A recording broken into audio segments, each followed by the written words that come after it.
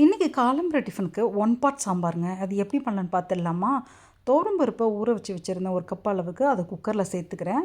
பருப்பு முழுகிற அளவுக்கு தண்ணியும் சேர்த்துட்டு 1/4 ஸ்பூன் அளவுக்கு சோம்பு, 1/4 ஸ்பூன் அளவுக்கு ஜீரகம், கொஞ்சமாக மஞ்சப்பொடி, 1/4 ஸ்பூன் அளவுக்கு பெருங்காயப்பொடி, ஒரு தக்காளியும் கட் பண்ணி போட்டிருக்கேன்.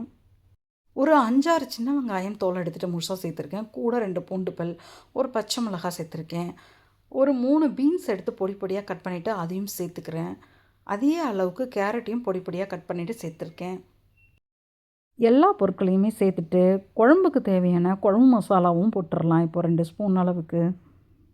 கடையில் வாங்கினாலும் வீட்டில் அரைச்சாலும் பரவாயில்லைங்க, குழம்பு மசாலா போட்டுக்கலாம். இப்போ இந்த சாம்பாருக்கு தேவையான உப்பையும் சேர்த்துட்டு இப்போ போட்ட காய்க்கு கொஞ்சமாக தண்ணி சேர்த்துக்கிறேங்க.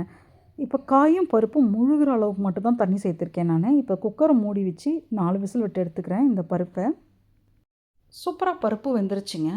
காயும் நல்லா வெந்திருக்கு. திட்டமாக தண்ணி வச்சு வேக வச்சா தான் இது மாதிரி நல்லா கடைஞ்சி எடுக்க முடியும் சாம்பாரை.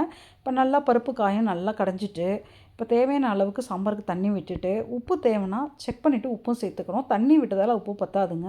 இப்போ தேவையான அளவுக்கு உப்பும் செக் பண்ணிவிட்டு போட்டுக்கிறேன்.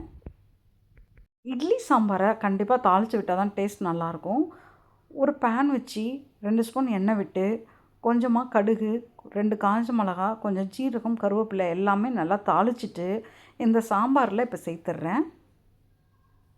கடுகு போட்டு தாளித்தா சாம்பார் ரொம்பவே வாசனையாக இருக்குங்க. இப்போ அந்த சாம்பாருக்கு 1/4 ஸ்பூன் அளவுக்கு வெல்லமும் சேர்த்துக்கிறேன். வெல்லம் சேர்த்தா டேஸ்ட் ரொம்பவே நல்லாயிருக்கும்.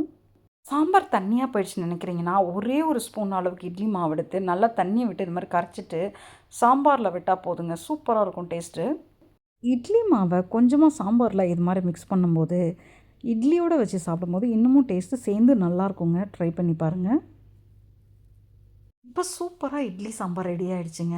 3 இட்லி வச்சு இந்த சாம்பாரை சாப்பிட்டா டேஸ்ட் ரொம்பவே நல்லாயிருக்குங்க. இன்றைக்கி ஒரு ஸ்பூன் அளவுக்கு சாம்பாரில் இட்லி மாவு ஊற்றிருக்கேங்க. இந்த இட்லி மாவு சாம்பாரில் ஊற்றும்போது கைவிடாமல் சாம்பாரை நல்லா மிக்ஸ் பண்ணி விடணுங்க. ஊற்றின இட்லி மாவு கெட்டிப்படாமல் இருக்கும். அப்போ தான் இந்த மாதிரி ஒன் பார்ட்டு சிம்பிள் சாம்பாரை ட்ரை பண்ணி பாருங்கள் நீங்களும்.